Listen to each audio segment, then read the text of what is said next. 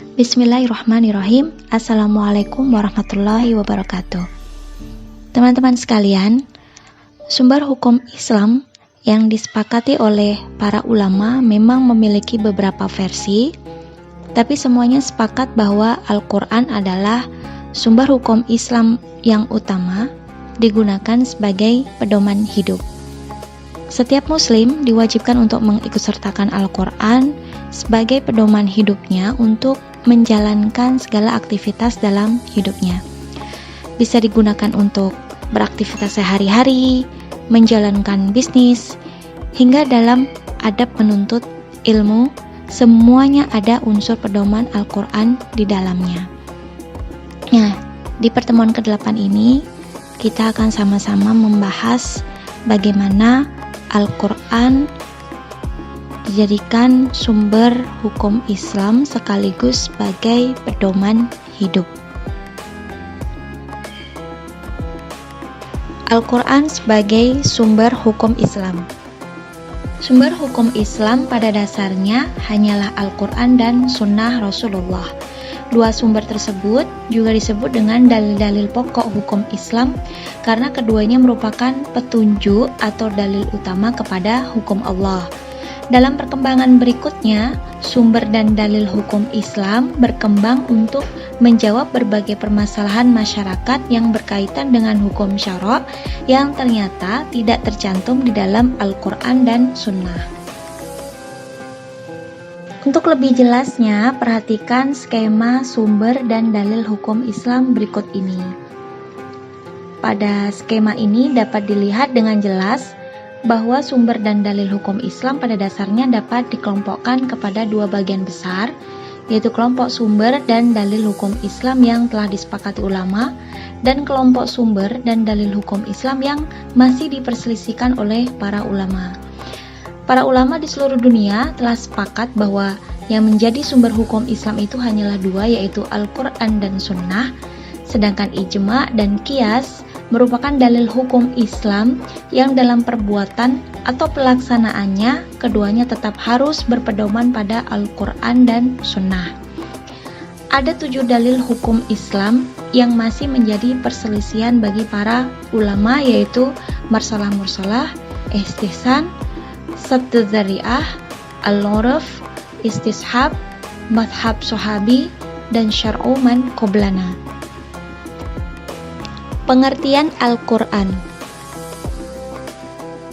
Secara etimologis, Al-Quran adalah bentuk masdar dari qoro'a. Ada dua pengertian Al-Quran secara etimologi, yaitu bacaan, Quran, apa yang tertulis, makru'. Sesuai dalam surah Al-Qiyamah, A'udzubillahi minasyaitonirrajim, Bismillahirrahmanirrahim, Inna alaina jam'ahu wa qur'anahu fa idza qara'nahu fattabi' qur'anahu. Sesungguhnya atas tanggungan kamilah mengumpulkannya dan membuat pandai membacanya. Apabila kami telah selesai membacakannya, maka ikutilah bacaan itu.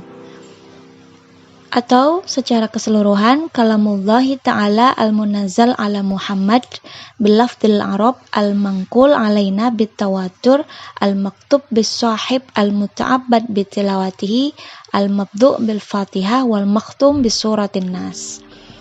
Kalam Allah yang mengandung mukjizat dan diturunkan kepada Rasulullah dalam bahasa Arab yang dinukilkan kepada generasi sesudahnya secara mutawatir. Membacanya merupakan ibadah, terdapat dalam mushaf, dimulai dari surah Al-Fatihah, diakhiri dengan surah An-Nas. Ciri-ciri Al-Quran berdasarkan definisi yang disebutkan tadi, Al-Quran merupakan kalam Allah yang diturunkan kepada Nabi Muhammad SAW. Kemudian Al-Quran diturunkan dalam bahasa Arab. Periwayatan Al-Quran kepada beberapa generasi secara mutawatir, kemudian dijamin kemurniannya, membacanya ini dinilai ibadah, dimulai dari surah Al-Fatihah dan diakhiri dengan surah An-Nas. Kehujahan Al-Quran menurut pandangan ulama madhab. Para ulama usul fiqh sepakat bahwa Al-Quran merupakan sumber utama hukum Islam dan wajib diamalkan. para mujtahid tidak dibenarkan menjadikan dalil lain sebagai hujah sebelum membahas dan meliti ayat-ayat Al-Quran. Jika tidak ditemukan dalam Al-Quran, barulah dibenarkan mencari dalil yang lain. Pandangan Abu Hanifah. Abu Hanifah sependapat dengan jumhur bahwa Al-Quran merupakan sumber hukum pertama hukum Islam. Namun, ia berbeda mengenai Al-Quran itu apakah mencakup makna dan lafadz atau maknanya saja. Menurut Abu Hanifah, hanya maknanya saja. Misalnya ia mengatakan boleh sholat dalam bahasa Ajam atau luar Arab, tapi ini bagi orang pemula dan tidak untuk seterusnya. Pandangan Imam Malik. Hakikat Al-Quran adalah kalam Allah yang lafadz dan maknanya dari Allah. Ia bukan makhluk karena kalam adalah termasuk sifat Allah. Suatu yang termasuk sifat Allah ini tidak dikatakan makhluk. Bahkan dia memberikan predikat kafir zindik kepada orang yang menyatakan Al-Quran itu makhluk. Nah, Imam Malik mengikuti ulama salaf, yaitu sahabat tabi'in, yang membatasi pembahasan Al-Quran sesempit mungkin agar tidak terjadi kebohongan atau tafsir serampangan terhadap Al-Quran. Maka kitab Al-Muwatta dan Al-Mudawwanah ini syarat dengan pendapat sahabat dan tabi'in. Petunjuk lafadz yang terdapat dalam Al-Quran itu ada dua macam, yaitu muhkamat dan mutasyabihat. Ini sesuai surah Al-Imran ayat 7 ya. Yang pertama, ayat-ayat muhkamat adalah ayat yang tegas dan terang maksudnya serta dapat dipahami dengan mudah. Kemudian ayat-ayat mutasyabihat ini adalah ayat-ayat yang mengandung beberapa pengertian yang tidak dapat ditentukan artinya kecuali setelah diselidiki secara mendalam. Pembagian muhkamat menurut Imam Malik. Muhkamat terbagi kepada dua, yaitu lafadz nas dan lafadz dzohir. Lafadz nas menunjukkan makna yang jelas dan tegas atau qat'i yang secara pasti ini tidak memiliki makna lain. Kemudian lafadz dzohir ini juga menunjukkan makna yang jelas namun masih mempunyai kemungkinan makna yang lain. Menurut Imam Malik, keduanya ini dapat dijadikan hujjah, hanya lafadz nas ini didahulukan dari lafadz dzohir. Hal ini dikarenakan lafadz nas ini bersifat qat'i, sedangkan lafadz dzohir ini bersifat dzanni. Sehingga bila terjadi pertentangan antara keduanya, maka yang didahulukan adalah dilalah nas. Pandangan Imam Syafi'i. Sebagaimana pendapat ulama yang lain, Imam Syafi'i menetapkan bahwa sumber hukum paling pokok adalah Al-Quran. Tapi Al-Quran tidak bisa dilepaskan dari sunnah. Jika ulama lain berpandangan sumber hukum Islam pertama Al-Quran dan kedua As-Sunnah, maka Imam Syafi'i berpandangan bahwa Al-Quran dan Sunnah itu berada pada satu martabat. Nah, keduanya wahyu ilahi yang berasal dari Allah, sesuai dengan firman Allah di surah An-Najm ayat 4. A'udzubillahi minasyaitonirrajim. In huwa illa wahyu yuha wa ma yantiqu 'anil hawa. Tidaklah ia bertutur itu menurut hawa nafsunya, melainkan wahyu yang diwahyukan kepadanya. Meskipun Al-Quran dan Sunnah berada dalam satu martabat karena dianggap sama-sama wahyu yang berasal dari Allah, namun kedudukan Sunnah tetap setelah Al-Quran. Al-Quran seluruhnya ini berbahasa Arab. Di dalam Al-Quran ini tidak ada bahasa Ajam. Wa kadzalika anzalna Qur'anan Arabiyyan. Dan begitulah kami turunkan Al-Quran berbahasa Arab. Karena itu Imam Syafi'i sangat mementingkan bahasa Arab dalam sholat dan mengharuskan penguasaan bahasa Arab untuk istinbat hukum dari Al-Quran. Pandangan Ahmad bin Hanbal. Pandangan Imam Ahmad sama dengan Imam Syafi'i dalam memposisikan Al-Quran sebagai sumber utama hukum Islam dan selanjutnya diikuti oleh sunnah. Keduanya juga dianggap berada pada satu martabat, sehingga beliau sering menyebut keduanya ini dengan istilah nas atau yang terkandung di dalamnya Al-Quran dan Sunnah. Nah, dalam penafsiran Al-Quran, ia betul-betul mementingkan Sunnah. Sikap Ahmad bin Hambal dalam konteks ini ada 3 poin. Yang pertama adalah sesungguhnya zahir Al-Quran ini tidak mendahulukan As-Sunnah. Yang kedua, hanya Rasulullah saja yang berhak menafsirkan atau mentakwilkan Al-Quran. Yang ketiga, jika tidak ditemukan tafsir dari Nabi, penafsiran sahabatlah yang digunakan, karena merekalah yang menyaksikan turunnya Al-Quran dan mendengarkan takwil dari Nabi. Nah, menurut Ibnu Taimiyah, Al-Quran hanya boleh ditafsirkan oleh athar. Namun dalam beberapa pendapatnya ia menjelaskan kembali, jika tidak ditemukan dalam sunnah dan athar sahabat, maka diambil penafsiran tabi'in. Alasan berhujjah atau berargumentasi dengan Al-Quran yang pertama, Al-Quran itu diturunkan kepada Rasulullah diketahui secara mutawatir, dan ini memberikan keyakinan bahwa Al-Quran itu benar-benar datang dari Allah melalui Jibril. Yang kedua, banyak ayat yang menyatakan bahwa Al-Quran itu datangnya dari Allah, seperti pada ayat A'udzubillahi minasyaitonirrajim, nazzala 'alaikal kitaba bil haqqi musaddiqal lima baina yadayhi wa anzalat taurata wal injil. Dia menurunkan Al-Quran kepadamu dengan sebenarnya, membenarkan kitab-kitab yang telah diturunkannya dan menurunkan Taurat dan Injil. Kemudian pada ayat Inna anzalna ilaikal kitaba bil haqq, sesungguhnya kami telah menurunkan kitab yaitu Al-Quran kepadamu dengan membawa kebenaran. Yang ketiga, mukjizat Al-Quran yang tak tertandingi siapapun dalam membuatnya juga merupakan dalil yang pasti akan kebenaran Al-Quran datangnya dari Allah. Menurut ahli usul, mukjizat Al-Quran terlihat ketika banyak keinginan orang-orang untuk membuat Al-Quran tandingan, tapi semuanya gagal.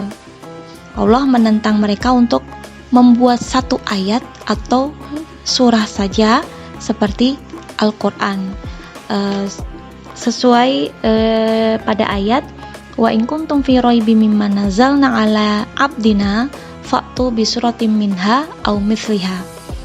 Katakanlah, seandainya jin dan manusia ini berkumpul untuk membuat kitab seperti Al-Quran, pasti tidak akan bisa, sekalipun sebagian mereka ini membantu sebagian yang lain, sehingga mereka pasti gagal membuat Al-Quran tandingan. Nah, inilah salah satu dari kemukjizatan Al-Quran. Unsur-unsur yang membuat Al-Quran ini menjadi mukjizat, yang pertama dari segi keindahan dan ketelitian redaksinya. Misalnya, keseimbangan jumlah kata dengan lawannya, hayah atau hidup, dan maut atau mati. Nah, masing-masing disebut 145 kali. Kemudian kufur dan iman, ini masing-masing 17 kali. Kemudian yang kedua dari segi pemberitaan gaib yang dipaparkan dalam Al-Quran, seperti surah Yunus ayat 92, badan Fir'aun akan diselamatkan Tuhan sebagai pelajaran bagi generasi berikutnya. Ternyata tahun 1896 ditemukan muminya yang menurut arkeolog adalah Fir'aun yang mengejar Nabi Musa. Yang ketiga, isyarat-isyarat ilmiah yang dikandung Al-Quran seperti surah Yunus ayat 5 dikatakan cahaya matahari bersumber dari dirinya sendiri, sedangkan cahaya bulan adalah pantulan dari cahaya matahari.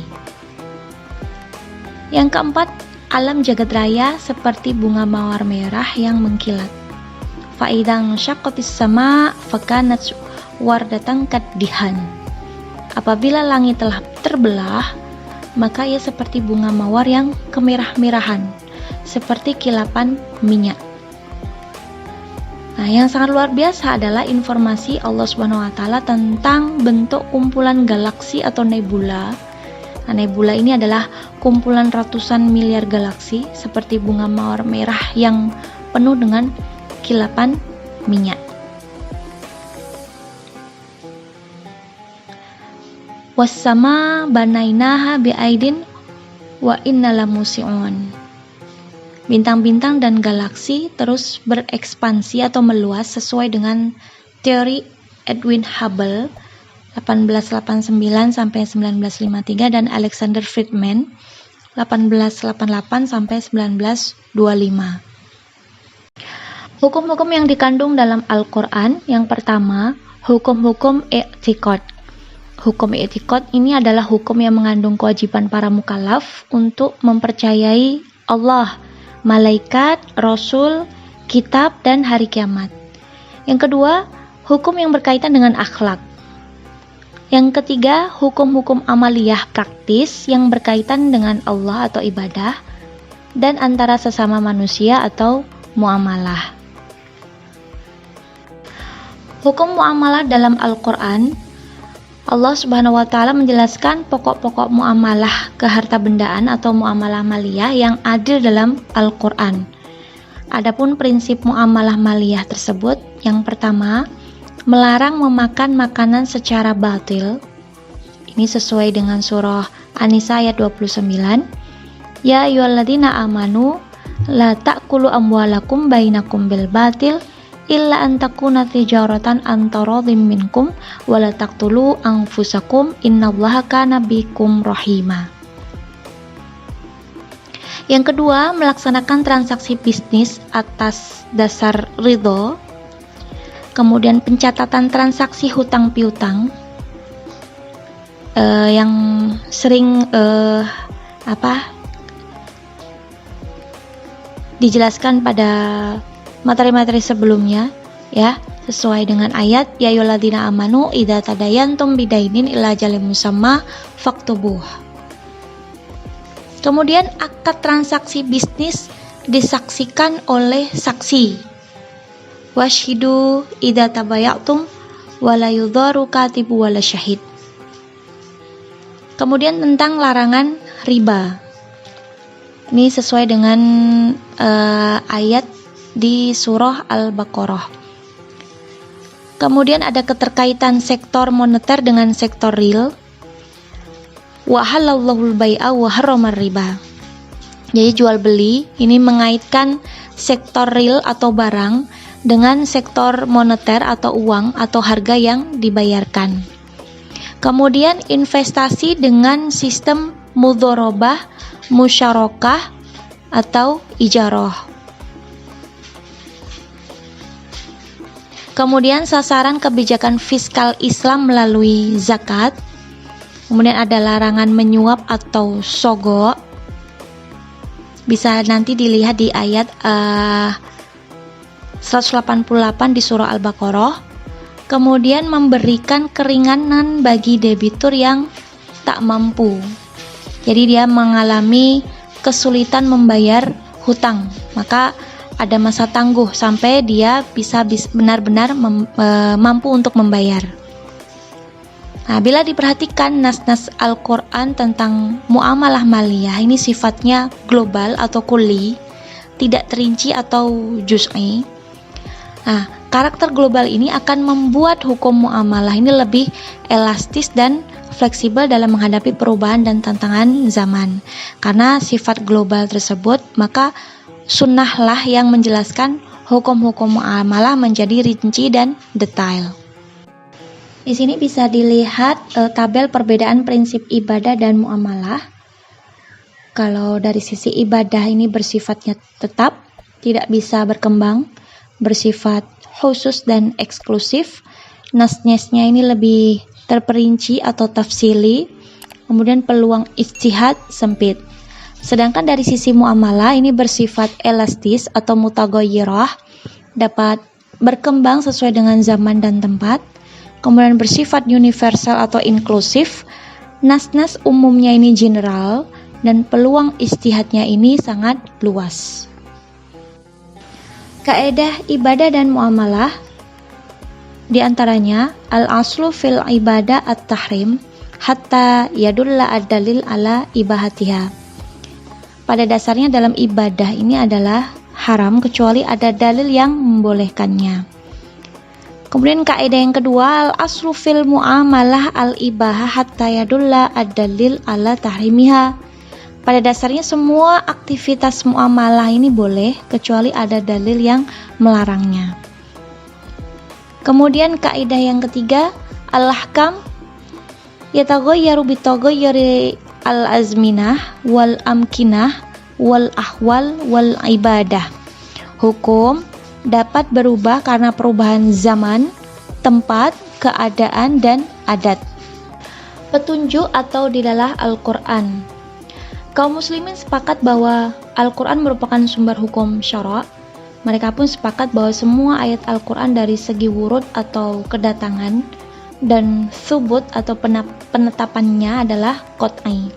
Nah, hal ini karena semua ayatnya ini sampai kepada kita dengan jalan mutawatir. Nah, adapun ditinjau dari segi dilalahnya, ayat-ayat Al-Quran ini dapat dibagi dalam dua bagian, nas yang qat'i dilalahnya dan nas yang dhonni dilalahnya. Nah, untuk lebih jelasnya dapat dilihat pada skema dilalah Al-Quran berikut ini.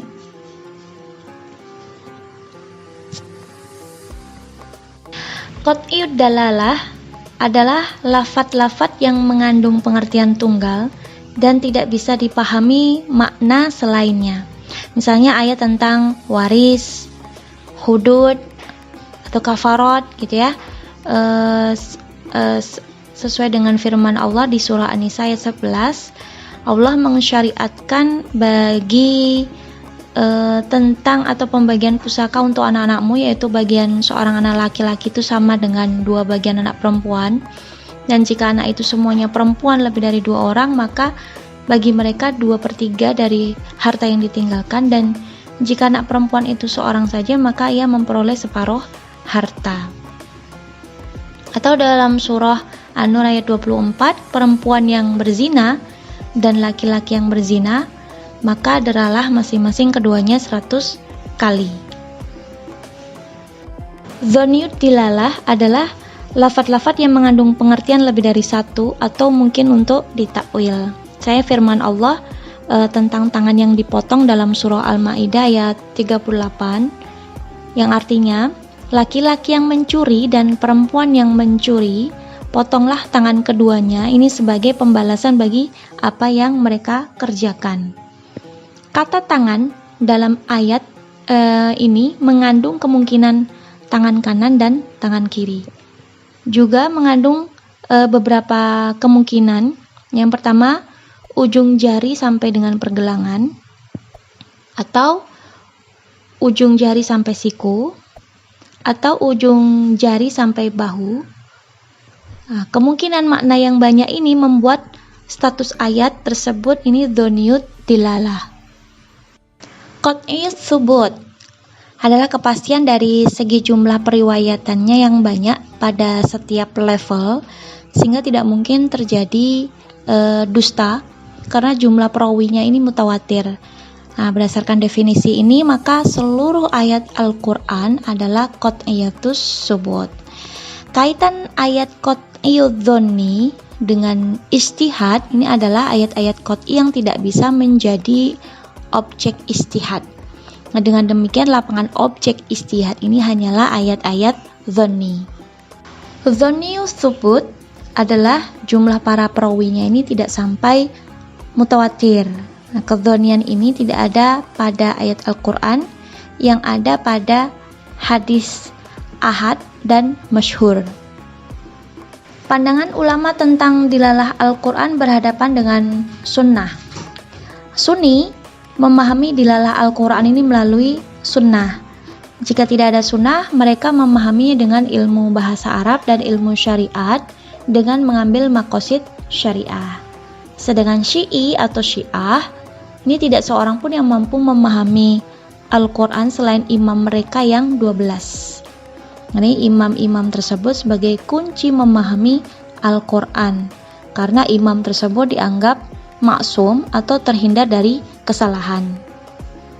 Cara penjelasan Al-Quran terhadap hukum-hukum.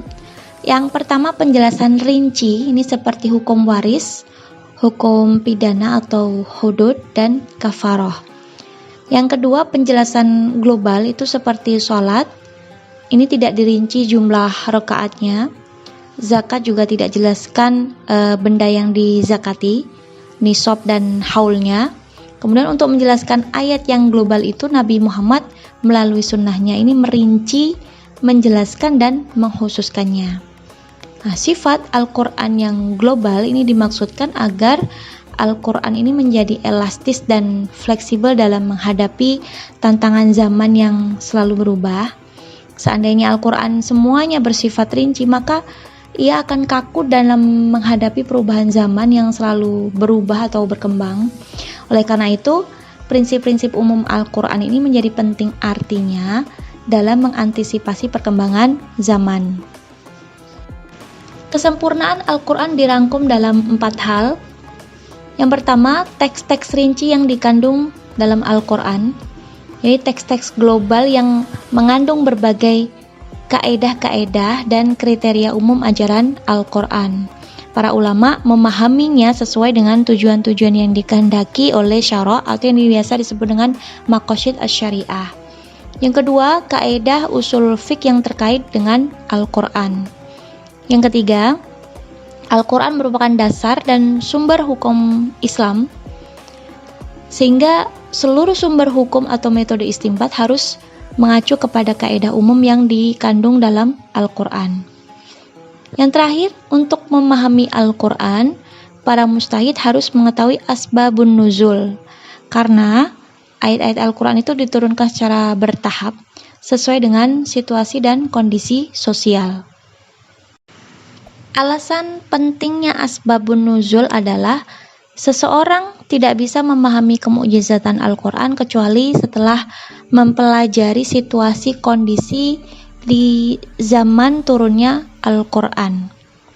Kemudian ketidaktahuan terhadap asbabun nuzul ini akan membuat kerancuan dalam memahami hukum-hukum yang dikandung dalam Al-Quran, karena Al-Quran ini turun sesuai dengan permasalahan yang memerlukan ketentuan hukum.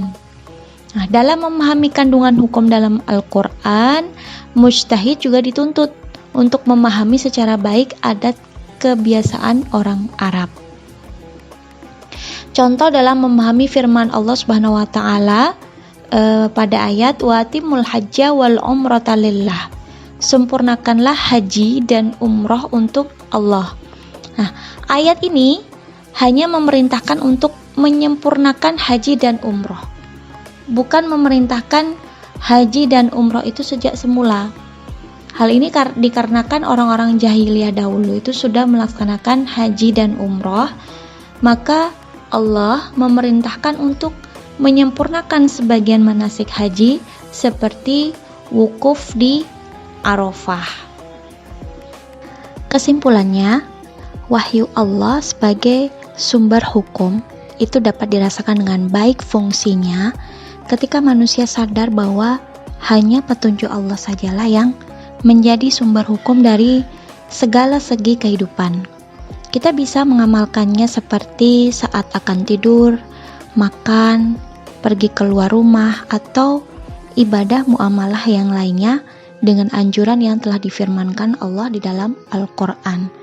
Ada adab-adab yang bisa dilakukan. Oleh sebab itu, Al-Quran adalah sumber pedoman yang paling penting, sempurna, dan tidak diragukan, serta berlaku sepanjang zaman. Nah, hukum Islam juga bersifat universal atau global, berlaku abadi untuk umat Islam dimanapun mereka berada. Semoga uraian pembahasan mengenai sumber hukum Islam tentang Al-Quran ini sebagai pedoman hidup dan sumber hukum Islam dapat menambah keimanan kita hingga selalu melibatkan Al-Quran dalam aktivitas sehari-hari. Terima kasih. Wassalamualaikum warahmatullahi wabarakatuh.